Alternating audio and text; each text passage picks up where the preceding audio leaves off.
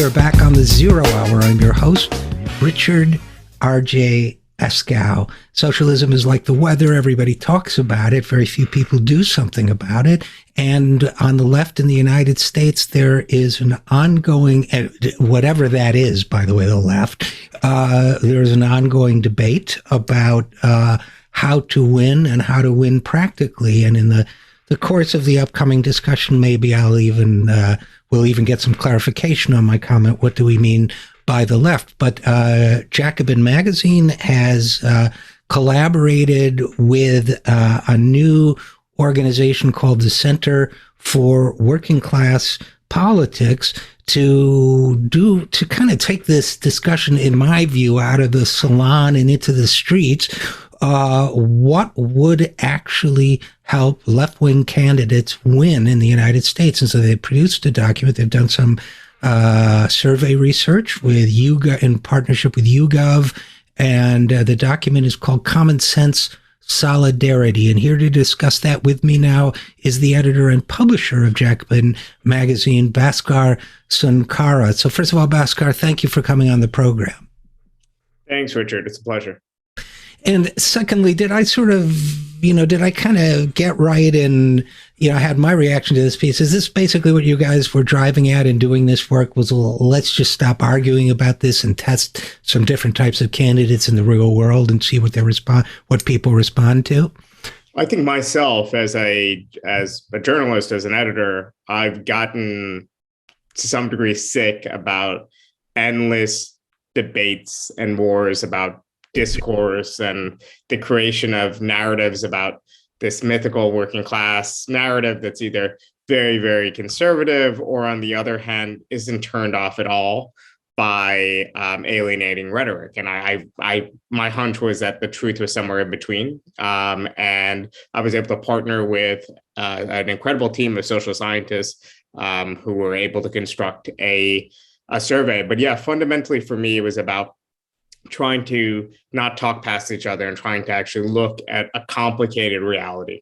And there are certainly things in here that doesn't kind of fit with what I assumed the common sense results would be, but also, broadly, it does validate what's kind of common sense, which is the most important thing for ordinary people is how much money is in their pocket and whether they're able to take care of their family and themselves and have access to good healthcare and jobs and whatever else. So at the end of the day, that's not too surprising, but there's lots of very interesting nuggets inside the report. There really are, and I encourage people to read it. But one of the things I alluded to in my introduction, Bhaskar, was, my kind of offhand comment, not that I know what the left is, because the other thing that frustrates me about mainstream political discourse is that what your survey describes as a woke candidate or a candidate that emphasizes racial justice and identity will be described equally as left, along with someone who does not emphasize that, but emphasizes economic populism or economic justice. And so you're really talking about multiple flavors of candidates that all get either lumped under the same label or criticized together as one. And one of the things I liked about this work was that it tested different types of candidates against one another to see how they did in different types of working class populations around the country. So I don't know, maybe you could say something about that. Yeah, of course. So first of all, I do think that the survey, I'm not a social scientist. The survey was constructed by social scientists. I helped edit the prose of the report, and I'm helping to promote and disseminate it. So I'm kind of the sponsor, not an author. So I think that's an important caveat. So I don't want to not do justice to the methodology, but I do think that there was some novel things done here because often when you give people isolated sound bites, it really swings into whatever direction the pollster wants. The survey, and you could learn all about it at jacobinmag.com. You could read the full report. It's all available. I think offers a more comprehensive and accurate take. the timing is very fortuitous because right after the election earlier in November, which saw the Democrats, of course, lose in Virginia and be in a dead heat, basically, which surprised everyone in New Jersey and some other setbacks. There was a very instructive debate between James Carville and Alexander Ocasio-Cortez. And I think this really gets it at the point you were making about how different quadrants are lumped together. In that, I actually think, here's my one concession to James Carville, someone who I'm not particularly fond of, I think he absolutely has a point when he talks about Democratic Party messaging being removed from ordinary workers. And by ordinary workers, I want to make clear, I think there's kind of a bad faith assumption that we're just talking about white workers in the Rust Belt. Mind you, I think those people are very important. I think every worker in the US is important. I think everyone, in kind of a moral, existential sense, everyone's important. But I also mean the party's Black and brown base. And if anything, on certain social issues, but Black voters, Democratic Party stalwarts are more conservative, let's say on gay marriage, and Latino voters are more conservative on certain family issues. But overall, despite any sort of ingrained or residual, however you want to put it, cultural conservatism, they're still in the main voting for the Democratic Party, right? So I think that's a good model for when people say, oh, you just want to pander to the prejudices of white voters. No, I want to make healthcare, jobs, education, the issues that we're better on and we poll better on as a progressive movement. I want to make those the issues that are the central issues of an election. So to me, that question of salience is important. But the point that I was trying to make before was that Carville is right that the Democratic Party messaging is too far removed from ordinary voters, but then he does something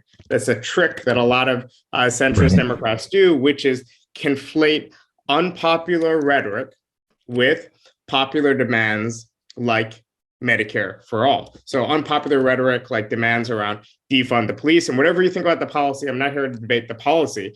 We just know for a fact that the actual language of it is not very popular.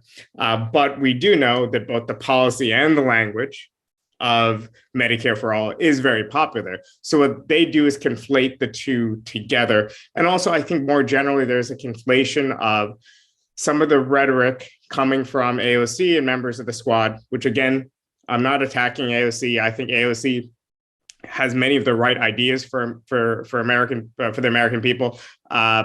Green New Deal, a less imperialistic foreign policy, Medicare for all. I think these are all policies I agree with, but I think there is a difference in our messaging and style compared to some of the messaging and style of Bernie Sanders. So again, I think this is where it helps to make things a little bit more complex, because I think we can, without changing our program, so without getting rid of the commitment to anti-racism, without getting rid of a commitment to something like Medicare for all, I think we could become more popular, whereas Carville wants us to not just change our language and our tactics and our approach.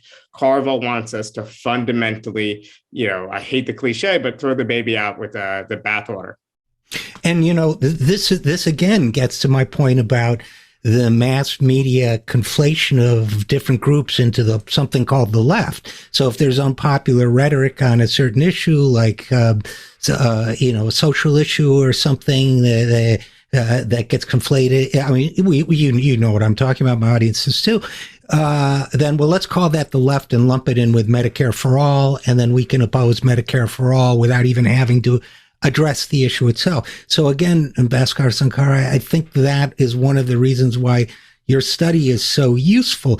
And it is also useful to me because you see in Democratic circles here in DC all the time, Nancy Pelosi's rhetoric is, well, you have to run, everybody's really in this town, is you have to run right-leaning conservative Democrats like Allison Spanberger or whomever in swing districts because as Pelosi calls them, they're my majority makers. They're the only ones who can win in whether it's a white rural district or a formerly industrial decaying city like my home of Utica, New York, or whatever it is. That's the creed and the mythology. And I think this piece here, Common Sense Solidarity, goes a long way to explaining why, in fact, the Allison Spanbergers may not be the best candidates to move in that direction, right?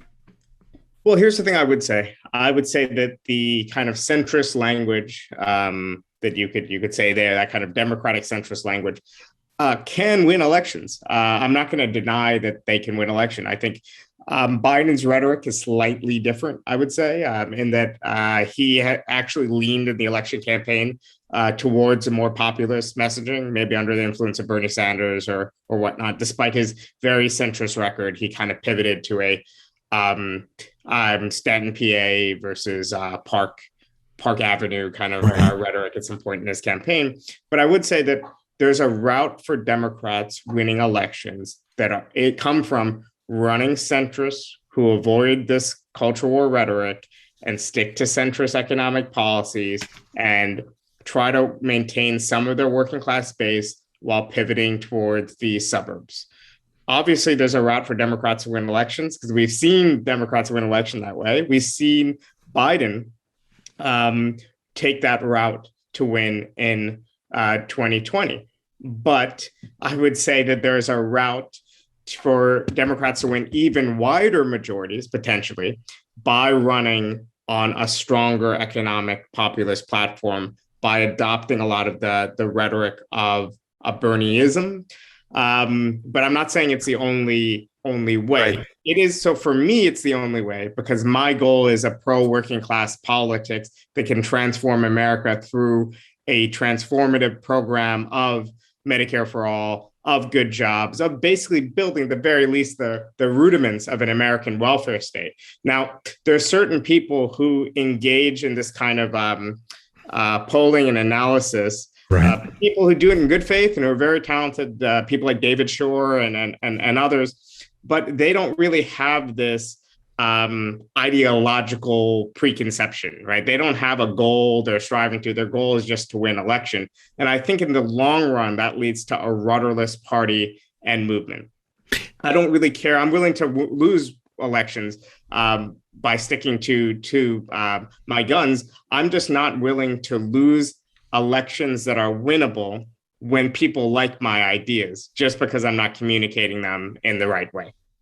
Well, and I think that gets to another part of the discourse that this report, Common Sense Solidarity, goes a long way towards addressing. And this is less of a left-wing problem and more of a base Democratic voter problem. And maybe it's because so many Democratic voters are, so-called professional managerial class or whatever it is. But it seems like there's a hyperfixation on what will it take to win elections as an internal debate. I think you could argue that's why Joe Biden became the nominee, at the expense of, well, you got to balance that with what will it take to win with policies that will actually make this a better place to live. Exactly.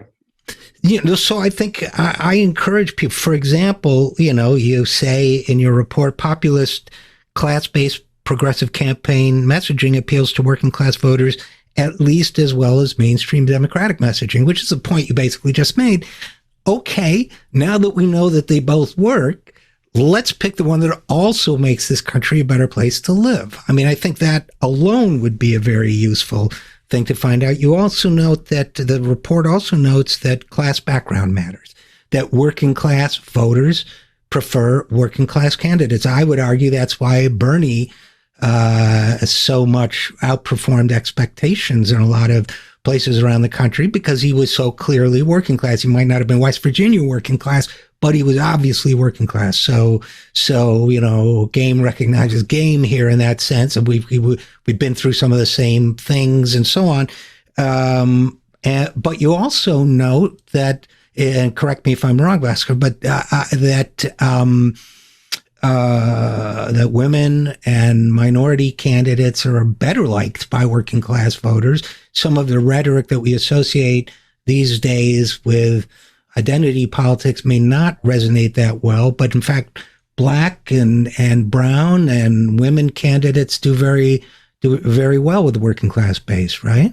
Yes, exactly. I mean, I think we identified absolutely no hesitancy on the basis of race or gender among our pool. And I should say, our pool excludes strong Republicans. So we were polling potentially Democratic Party voters, which is existing Democrats, independents, and soft, lean Republican types that might be persuadable. So it's a large chunk of the population, but excludes those 30% of hardcore partisan, Republicans. And, I've always found some of the narratives around how, American voters are so racist that they gave us Trump, and that's kind of proof of the inherent racism of white American voters, particularly white workers in places like the Upper Midwest and elsewhere. I mean, on the face of it, it's kind of a ridiculous thing to say after many of those same districts voted twice for the country's first Black president. So it seems to me this is just more proof in the direction that that voters are completely okay with those issues. We also saw that voters are okay with certain rhetoric. They're okay with, for example, the rhetoric of end systemic racism. That rhetoric polled quite well. The question is a question of priorities. Voters don't like candidates coming in and immediately saying, and this is also true of voters of color too, saying that their main priority is things like immigration, things like racial justice. It doesn't mean they have reactionary views on those items. It's that they really want their politicians to be talking about primarily and leading with the agenda that impacts their pocketbook, that impacts their what they see as the security of their families and economic and otherwise. So again, this should really be not a lot of surprise. I don't think it should be controversial that working class voters prefer progressive candidates who focus primarily on bread and butter economic issues, and also, crucially, who frame those issues in universal terms. And I think this last part is important because we've seen a trend among progressive candidates who are advocating for the right policies, but instead of just saying Medicare for all is good for everyone because it ensures access to great free healthcare, they'll say Medicare for all is an important racial justice issue. And that really doesn't work for white working class voters. It doesn't really have any advantages with Black working class voters either. It just doesn't make a lot of sense to take a broad-based universal policy and then narrow the scope in these kind of more identitarian terms. But, with some of these conclusions, it's like exhaustive study, money spent into it, all these social scientists work on, and it comes to a conclusion that, I think a lot of people in their gut know. But what I have to say to anyone thinking that as they're reading through some parts of the study, I think there's going to be a lot of novel insights there anyway. So I do advise people really go through it carefully, is that the dominant force within political campaigns, as far as campaign staff, and within the media, are people who don't have this common sense, in part because a lot of us, even if we're from working class backgrounds, are very far removed from those backgrounds by the time we're through school and kind of work, and we're in these settings, and we're again involved in a politics where civil society has been so hollowed out. Working class people are just excluded from the political system. I mean, we have CEOs running against CEOs on cultural war issues. That's basically American politics today. That's also what the Virginia campaign really was. Two rich guys going up against each other. The slightly more rich guy on the Republican side, but he's talking more of a populist rhetoric. And the Democratic Party guy has a slightly better program, but he's couching it in kind of silly ways and trying to avoid promises to do basically anything other than not be that guy. And it was amazing to me. I'm sorry, this is slightly parenthetical, Bhaskar, but it was amazing to me that every time a centrist Democrat loses, it's the left's fault. It's always the left's fault. This was Terry McAuliffe, but somehow it was the left's fault that he lost, whereas a slightly more progressive Democrat, Phil Murphy in New Jersey, managed to squeak it out. So, but it's still the left's fault. It's still don't run to the left. The one of the things that interested me about this, because I left the Democratic Party myself, and then I went back in to vote for a friend who was, anyway, this whole notion that that you found that Democratic identity did not hurt. I mean, there was even this debate in Bernie circles in my time. Should Bernie register as a Democrat, or will that dilute some of his appeal because he can say I'm independent? But I think you guys found that identifying as a Democrat didn't hurt and maybe helped a little bit, right? Yeah, I mean, so my opinion was I am a registered Democrat because I live in New York and I grew up in New York, and I wanted to participate in meaningful elections.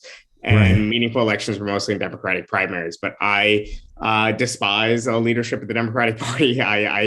I'm very begrudgingly a registered member of the Democratic Party. I think a lot of us on the left have that experience. We much would have rather we have a Labor Party or some sort of party of our own. But we lost those battles in the 1890s and the 1930s, and history has conspired in such a way that we, unlike the Europeans, we don't even have the pleasure of watching a social democratic Labor Party betray our ambitions. We never even got to that point. They never cared about our ambitions, right? Exactly, yeah. So what I would say is that one interesting thing is there seems to be no huge advantage for trumpeting that you're an independent. In fact, it seems to be a detriment. It doesn't really persuade independent voters or Republican-leaning voters are any more trustworthy or any less trustworthy, and it tends to turn off people in the existing Democratic Party base. And obviously, in the country, that means people who are disproportionately Black and brown workers, and these are party stalwarts. And obviously, how that exists in practice, we have to kind of figure out. But I think it was telling that when India Walton lost her race in Chicago, her signs did say India Walton, Democrat for mayor. And I think the signal is, I'm not an interloper. I'm not someone who's coming in just to push my outside agenda. I'm familiar, I'm stable, and I can win. The problem as I see it, and this is where we have to go away from just this one zoomed in result from the survey and just look out, is that the people most apt to trumpet their affiliation to the Democratic Party are the same gang of Googles and Carreras who pursue bad policies or claim they'll pursue good policies and actually don't have the gumption to carry through. So I would rather a host of anti-establishment politicians who maybe don't trumpet their independent status, but still have that adversarial relationship with the Democratic Party to actually have the best chance of carrying out our program. I think that distance is important, not necessarily to persuade voters, because the evidence would seem to be that it doesn't really help with voters, but in order to have that coherent block of progressive legislators who say that, hey, we're not a part of this establishment, we're offering something different. And I think in the long runs, if that group of legislators are able to win credible things, and if social movements are able to win credible gains for working class people, in the long run, I think it'll be to our benefit. So if that makes sense, we presented the survey results as they came up. We analyzed it on their own terms. My wider political analysis is that in the long run, we're better off maintaining an independent profile. If I was running or advising on a campaign, I probably wouldn't lean into the independent identity, but along the same lines, I would definitely try to consider my friends and allies, other progressives, standing by a program of Medicare for all, good jobs, a Green New Deal, and so on, as opposed to kind of blending in with the Democratic field, if that distinction is logical. So last question, Bhaskar, because I know you have to go, but do you anticipate any blowback from these conclusions? We on the economic left sometimes debate with one another, and people might say this is too accommodating to the Democratic Party, or we need an independent Labor Party identity, and you're undermining that. I mean, I think it's a great piece of work, and I think it highlights a good path forward for us. But are you getting any pushback on that? Well, I think on the independent party line, we need an independent party, and we're better off with an independent party. But the gains of the left have made in the electoral sphere have been through Democratic Party primaries since Bernie Sanders and onward. So I'm following the results that we've seen in the last few years in that opening. I would have been saying a very different tune if you had asked me that question in 2014 or 2015. But if we're disgusted with politics as usual, we have to get an insurgent group of politicians elected and in office. And we need to contest with progressives, with socialists in as many districts as possible. Now, as it relates to the Democratic Party, I think that means vigorous contestations in primary elections. And I think that means focusing where we have energy and resources. So only a few different races. But in the abstract, if you ask me, should we have an independent workers' party? Yes, but how? I think that's the question that has always bedeviled people advocating a clean break strategy. At what point are American workers going to be ready for a clean and immediate break from the Democratic Party? But when even there's a give me a 1% probability of chance, and I'll be with you on that barricade. And I think more generally, the other line of criticism, which I think is more prevalent, is aren't you just saying stop talking about racism? Aren't you just saying stop talking about this or that issue? What I would say is you need a majoritarian coalition that could win. Within that coalition, of course, you need to be programmatically and otherwise committed to fighting against every form of repression and every manifestation. But having a weak and divided movement that doesn't win and doesn't have popular support, that's going to hurt the most oppressed people in this country the most. So we need a winning left, and we need a left that, again, has in its program, of course, politics that fight against all forms of oppression, but also that fundamentally is aiming to win a majority behind our most popular policies. And I should remind everyone that, if you're a Marxist, then you should know that one acute, probably the most important form of oppression that conditions all other forms of oppression in a capitalist society is being a worker, being oppressed at the point of production. And that means, I'm sorry, but the majority of white men in this country are oppressed too. And if you start telling people that they're not oppressed, that they're in fact oppressors, the real danger is they start to believe you, and they start to identify first and foremost as white men who are part of the established order, instead of identifying themselves as fellow people who are downtrodden by this order and would benefit from something else and benefit from a different sort of a political movement and system. Extremely well said. And in conclusion, I'll just say, I always say my relationship with the Democratic Party is like Thoreau's with the world. I'm in it, but not of it. And maybe that's a path forward too. But Bhaskar Sunkara, editor and publisher of Jacobin. Again, the study is entitled Common Sense Solidarity, done in conjunction with the Center for Working Class Politics, which I'd also love to know more about sometime. So I know you have to go. So Bhaskar, thanks for your involvement with this, and thanks for coming on the program. It's a pleasure, Richard. Thanks a lot.